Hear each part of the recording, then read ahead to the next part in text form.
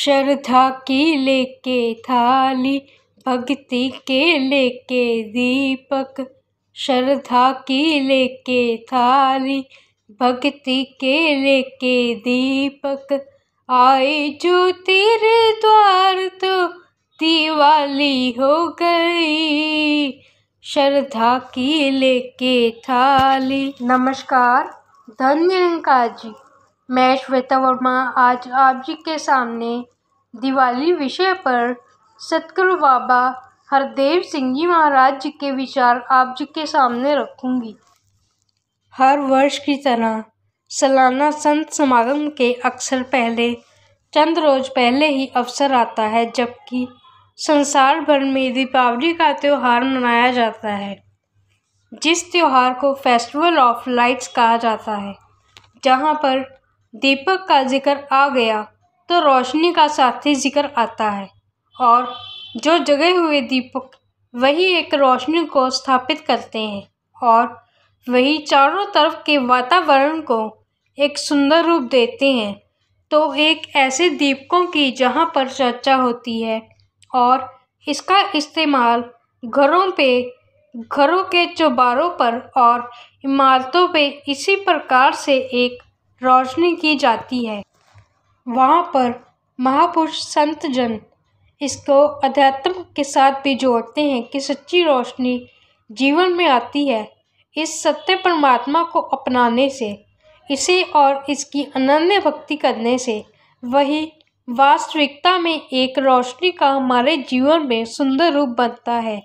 इतिहास के पहलू भी तकरीबन हर त्योहार के साथ जुड़े हुए हैं, जहाँ पर भगवान राम का इस प्रकार से जो वनवास के बाद वापस लौटना हुआ और अयोध्या वासियों ने जो इस प्रकार की खुशी मनाई और आगमन किया, उस रूप में भी उसको लिया जाता है।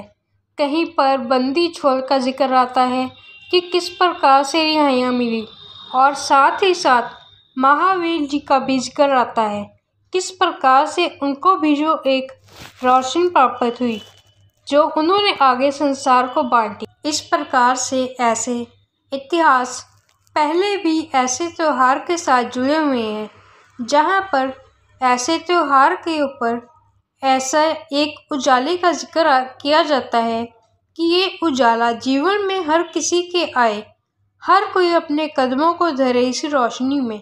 अंधकार में तो बहुत से लोग अपने कदमों को धर रहे हैं, लेकिन अंधकार में एक एक कदम जो लिया जाता है वो वास्तविकता में हम सभी इसे महसूस कर सकते हैं। अंधेरे में कोई चले और उजाले में चले, दोनों में कितना अंतर आ जाता है। एक रोशनी जहाँ बिल्कुल ना हो, वहाँ पर उसी रास्ते पर कोई चल रहा है तो कितनी दिक्कत, कितनी कठिनाई महसूस होती है, और उसी जगह पर अगर रोशनी हो जाए तो वही स्थान, वही मार्ग हमारे लिए उस प्रकार से कठिनाई वाला नहीं होता और एक बहुत हमें सहूलत सी महसूस होती है। उस रोशनी के कारण हम ठीक ठीक देख पाते हैं और इसलिए हमारे जीवन का वह मार्ग का सफ़र जो है वो सहज बन जाता है। इसी प्रकार से यह जो ज्ञान की रोशनी का जिक्र हो रहा है, एक उजाले का जिक्र हो रहा है, रियलाइजेशन का, अवेयरनेस का जिक्र हो रहा है, यह जिसके भी जीवन में आ जाता है उसका यह तमाम जीवन का सफ़र जो है वह सहज बन जाया करता है। और इसी रोशनी का फैलाव संतों महात्माओं ने करने के जतन और प्रयास किए कि केवल एक दो दीपक जगे हुए हों ये काफ़ी नहीं है।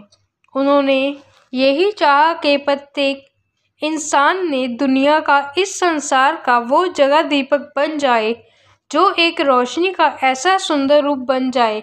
इसलिए उन्होंने यह योगदान दिए, जतन और प्रयास किए ताकि अंधकार हर किसी के जीवन से दूर हो, ये आत्मा भी रोशन हो और यह मन भी रोशन हो, भ्रम और भ्रांतियाँ बंधनों से छुटकारा मिले, दोनों जहानों की बाजी सभी जीतने वाले बने।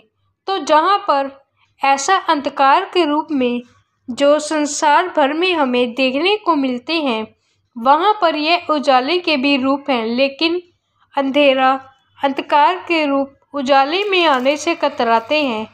जैसे कहने वालों ने कहा है कि एक बच्चा अंधकार से डरता है तो हम उसको भली भांति समझ सकते हैं। एक बच्चा अंधेरे से डरता है, वह तो बात समझ में आती है, लेकिन इंसानों को जो एक बालपन की अवस्था में नहीं है वो डरते हैं, वो भी लेकिन उजाले से डरते हैं। जाने की बात उन्हीं की हो रही है जो इस रोशनी का सामना नहीं करना चाहते हैं और इसीलिए उन्होंने रोशनी करने वालों के भी दीपक बुझाने के जतन और प्रयास किए। इसको दुनिया का कोई इंसान बुझा नहीं पाया और लेकिन जतन जरूर किए गए हैं। तो इस प्रकार से कहने का भाव कि वह नादान उम्र उसमें बात समझ में आती है, लेकिन बड़ी उम्र वाले भी इस बात को अगर समझ जाएं और वो भी अपने जीवन में यह उजाला कर लें। इस प्रकार से यह संत महात्मा भक्तजन यह संसार को यह संदेश देते आए हैं कि इस प्रकार से यह परमात्मा ईश्वर निराकार, तो यही तो हम चमकते में सितारों को देखते हैं तो चमकते हुए सितारे हैं, लेकिन वो सितारे बनाने वाला कौन है, इसमें रोशनी डालने वाला कौन है? तो महापुरुष उस मूल की तरफ केंद्रित होते हैं जहाँ से ये सारे उजाले उत्पन्न हुए हैं, जहाँ से ये सारे संसार का रूप आया है। और इसी प्रकार से जब ये जीवन में रोशनी आ जाती है, यह उजाला जीवन में आ जाता है, यह बात समझ में आ जाती है, तो फिर एक सच्चाई को जानने के कारण जो सत्य है और एक असत्य है, एक रियल है और एक अनरियल है, इस प्रकार से फिर तुलना की जाती है। और एक पंक्ति ध्यान में आ रही है, जब आप एक लो जगाते हैं तो साथ में शैडो भी आ जाता है। यहाँ पर इस पंक्ति को जब पढ़ा तो जहन में एक ही बात आई, इसको इस रूप में लिया जा सकता है कि जब एक लो जगी तो समझ में आई कि यह सब दुनिया जो है, संसार जो है, इसको पहले भी परछाइयाँ ही माना गया है, परछाइयों का ही पीछा संसार करता है। तो महापुरुष संत जन कहते हैं कि परछाइयों का पीछा नहीं, बल्कि अब अपना ध्यान इस लौ की तरफ अग्रसर करना है, इस शाश्वत की तरफ करना है, इस इटर्नल की तरफ करना है, इसी को आधार बनाना है और इसी की रोशनी में जीवन के सफ़र को तय करना है।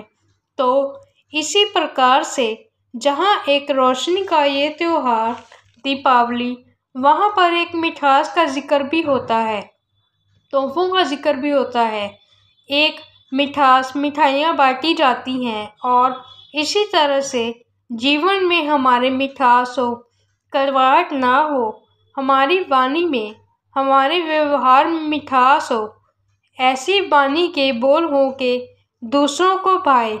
इस प्रकार से मीठे बोल की हम पढ़ते सुनते आ रहे हैं कि जिनकी कितनी अहमियत होती है।